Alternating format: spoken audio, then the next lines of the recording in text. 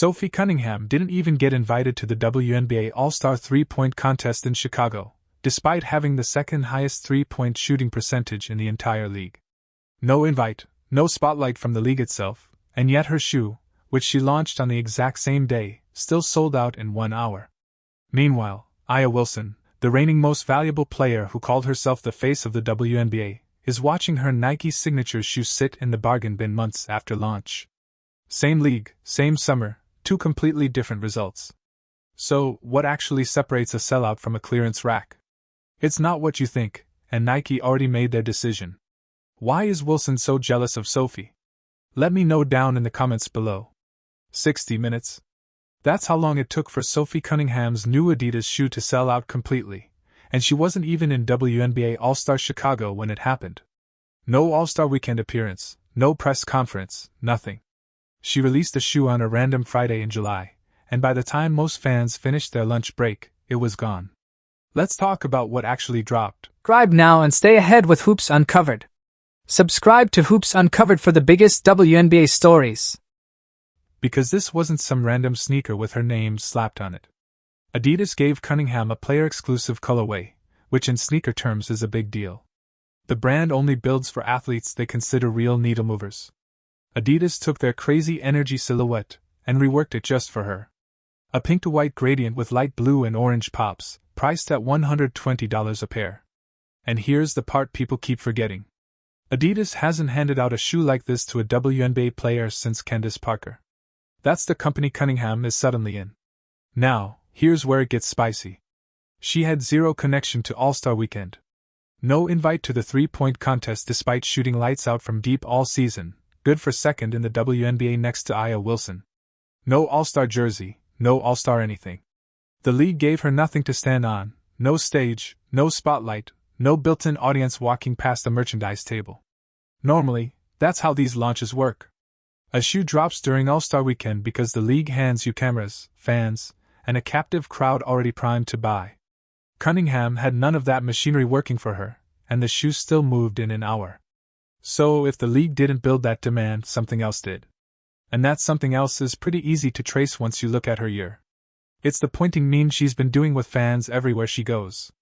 It's her appearance at UFC 329 in Las Vegas as an honorary ring girl during a Max Holloway and Conor Subscribe to Hoops Uncovered for the biggest WNBA stories. McGregor main event. It's the national podcast circuit where she's been talking openly about protecting women's sports. It's her recent Sports Illustrated swimsuit appearance. None of that came from a league marketing push. That's an audience she built herself, one viral moment and one appearance at a time, completely outside the WNBA's calendar. Compare that to how shoe drops are supposed to work in this league. You tie the release to All-Star Weekend, you let the league's cameras do the advertising, you put the shoe on a stage where thousands of fans are already gathered to watch stars play. That's the formula every brand has leaned on for years because it's safe, it's predictable, and it works. Cunningham skipped every part of that formula. No stage, no league push, no all-star spotlight, and the shoe sold out anyway in 60 minutes flat. That should terrify every other brand still waiting for the league's calendar to do their marketing for them. Because what that hour proved is pretty simple. Adidas didn't need the WNBA schedule to move product, they needed Sophie's audience. And it turns out that audience is bigger and hungrier than anyone in a boardroom expected. A shoe with no league push outsold expectations in less time than it takes to watch a full basketball game. And if demand like that isn't coming from the league's marketing machine, then the real question is where exactly it's been building this whole time, and how long it's been growing without anyone at league offices noticing. How does a bench player's hand gesture turn into a UFC contract, a national podcast tour, and a nickname like America's Girl? Because that's exactly what happened to Sophie Cunningham this year. And it did not start with any grand plan. It started on the court defending Caitlin Clark against Dewana Bonner. Bonner told her to stop pointing at her, and Cunningham kept doing it anyway for a full 22 seconds straight, drawing technical fouls for both of them. That's it. Love WNBA? Subscribe to Hoops Uncovered now. That's the whole origin story. A defiant hand gesture in the middle of a heated moment, and somehow it turned into the most recognizable celebration in the sport this year. Fans started recreating it almost immediately, and it spread way past basketball, way faster than anyone expected. The clip hit accounts like WWE. It hit the White House account. It hit every corner of the internet that has nothing to do with the WNBA. Locker rooms and other sports picked it up. Fan bases who couldn't name a single WNBA roster started doing the pointing gesture in their own highlight videos. That's the part that should stop you. Because memes from women's sports almost never cross over into other leagues like that. And this one did it in weeks, not months. Skeptics called it a gimmick, said it would fade in a week like every other viral sports moment does. Most memes die that fast, so it wasn't a crazy thing to assume. Instead, she showed up at UFC 329 in Las Vegas as an honorary ring girl for Holloway vs. McGregor. And that invite wasn't even planned in advance. She was attending her first live UFC event, mentioned to Dana White that she'd want to walk a card, and about 8 minutes later she was doing it for real. White has since said he loves Cunningham, and that they've built a relationship out of it, which tells you this wasn't some one-off publicity stunt from the UFC side, either. Hours after Max Holloway won that night, Cunningham walked into the octagon and did the pointing gesture with him right at center ring in front of a global fight audience that has zero overlap with typical WNBA viewers. UFC commentator John Onek introduced her on air as Caitlin Clark's on-court enforcer, which is wild when you think about it, a basketball nickname getting broadcast to a UFC pay-per-view crowd. That single night put her face in front of millions of people who've never watched a WNBA possession in their life, and it did it for free with zero league marketing dollars spent. Layer on top of that her national podcast appearances, including co-hosting Show Me Something, plus her comments on protecting women in sports, and you start to see a full persona Love WNBA? Subscribe to Hoops Uncovered now. Forming that goes way beyond box scores. She's talked openly about believing it's common sense to protect young girls in sports, saying she feels strongly about that stance, and comments like that travel to audiences who couldn't care less about her plus-minus in a random June game.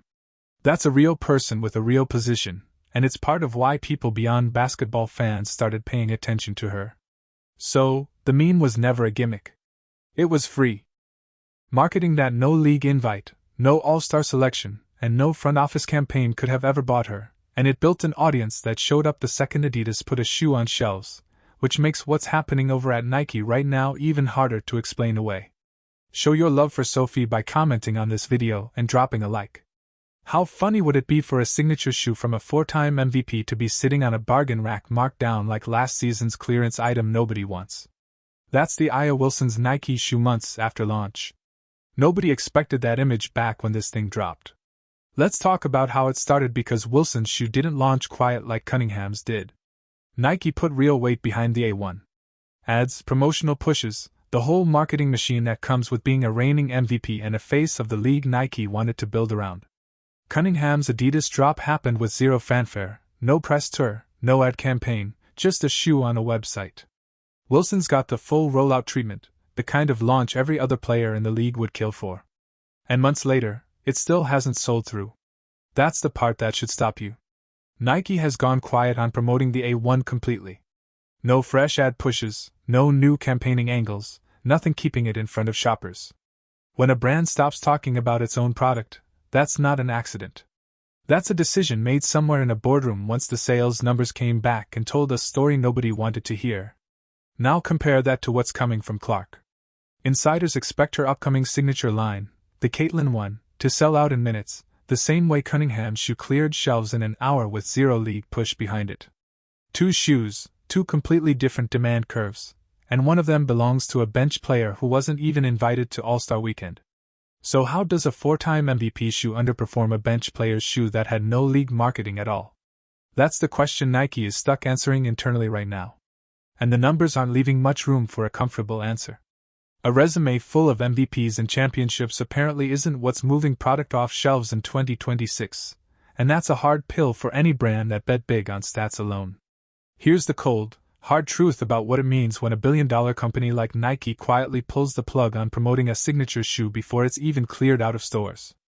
It's not a quiet moment, it's a financial write-off and a reputational retreat happening in broad daylight.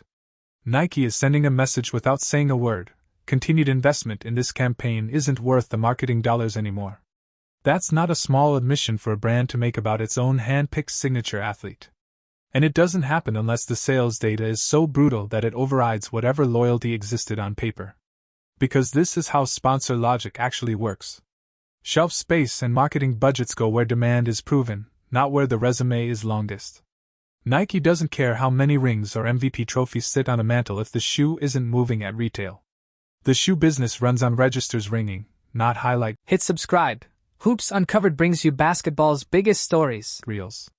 Wilson's stats, the scoring titles, the defensive numbers, the dominance, none of it ever translated into people pulling out their wallets. Stats didn't save this campaign. Cultural pull did the heavy lifting for Cunningham, and it's about to do the same for Clark. Wilson's game, as great as it is, never built that kind of cultural gravity, no matter how many times she led the league in scoring. Nike made this call with hard data sitting in front of them, not loyalty to a star they bet on years ago. And a bargain bin full of unsold A1s is the proof sitting right there in stores. Which leaves one uncomfortable question hanging over all of this. Why would a brand walk away from the player who looks, on paper, like the absolute best the league has to offer? I'm the face of the WNBA. That's the line Wilson put out there herself. And it's aging worse by the week. Because being the face of a league isn't something you announce, it's something the audience decides for you. And right now, the audience is voting with their wallets for Cunningham and Clark instead.